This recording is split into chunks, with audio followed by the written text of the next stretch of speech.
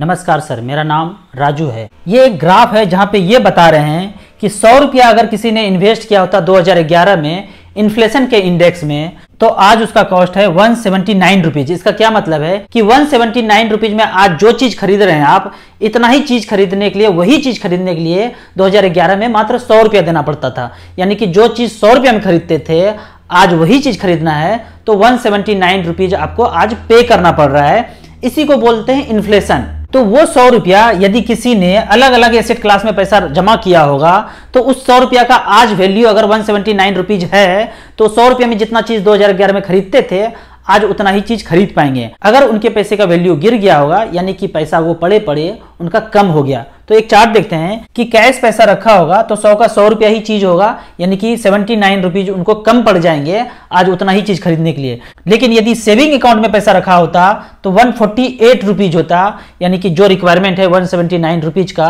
वो भी पूरा नहीं हो पाता अगर सेविंग अकाउंट में पैसा है। लेकिन यदि गवर्नमेंट के बॉन्ड में है तो ये 180 रुपया तक पहुंच जाता, यानी 1 रुपया उनको इजाफा हो जाता। 179 रुपीज का चीज खरीद लेते, जो 100 में चीज खरीदते थे 2011 में, वो 179 रुपीज का खरीद लिया, तो 1 रुपया उनके पास सरप्लस बच गया। लेकिन यदि वो बैंक एफडी किए होते तो उनका पैसा 208 रुपया हो जाता, यानी कि 100 रुपया 208 हो जाता।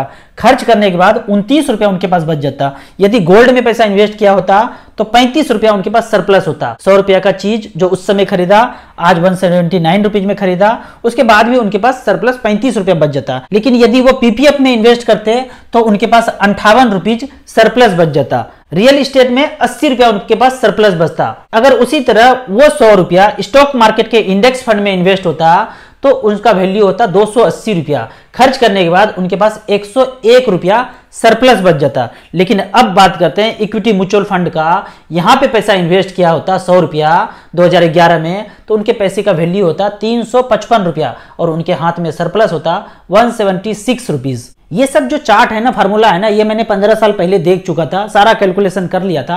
इसलिए हमने अपनी जिंदगी का सारा पैसा इन्वेस्ट करके यहां रखा, तो हमारे सारे फैमिली मेंबर्स फाइनेंशियल फ्रीडम को पा लिए। मैं आपको एक सिंपल सा फार्मूला हमेशा बताता हूं कि 15,000 रुपए पर मंथ करेंगे, 15 साल के लिए करेंगे, 15% के रेट से आपके पास 1 करोड़ रुपया होता है। 4 फैमिली मेंबर्स हैं, चारों फैमिली मेंबर्स 15-15 हजार रुपया करेंगे तो 1-1 करोड़ रुपया सबकी जिंदगी में हो जाएगा। तो आप मेरे नंबर पे मुझे व्हाट्सअप कर सकते हैं। इस संडे में 11 बजे गूगल मीट पे मिल रहा हूं। आप हमसे गूगल मीट पे जुड़ के म्यूचुअल फंड का फाइनेंशियल प्लानिंग का क्लास करा सकते हैं। आप यदि आर्मी, एयरफोर्स, नेवी के ऑफिसर हैं तो आप अपने यूनिट में वेलफेयर मीटिंग में हमसे आप फाइनेंशियल प्लानिंग का क्लास करा सकते हैं। वीडियो अच्छा लगे तो आप अपने व्हाट्सएप ग्रुप में जरूर शेयर करें।